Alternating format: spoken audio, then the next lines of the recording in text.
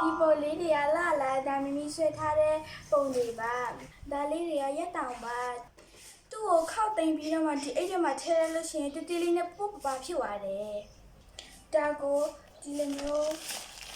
ဝိုင်းဝိုင်းလေးဖြစ်အောင်ခောက်ပြီးတော့မှဒီထဲမှာထည့်လိုက်လို့ရတယ်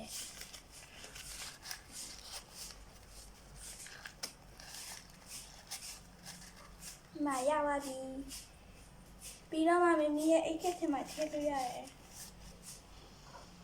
ဒါကိုတည်သွားတည်လာရတာလွယ်တယ်ပြီးတော့မှဒီရဒီဥတုပူတဲ့အချိန်မှာဆိုလို့ရှိရင်ဒါအရင်အတုံးတဲ့တယ်ဒါအောင်မမီကဈေးရှိချိုနဲ့ရောင်းပေးတယ်မမီကိုဒီလိုမျိုးပုံနေလာအပ်လို့ရတယ်မမီကအသက်နိုင်ဆုံးတူအောင်ဆွဲပေးမယ်ပြီးတော့မှဒီလိုမျိုးမဆွဲရသေးတဲ့ပုံတွေလည်းရှိသေးတယ်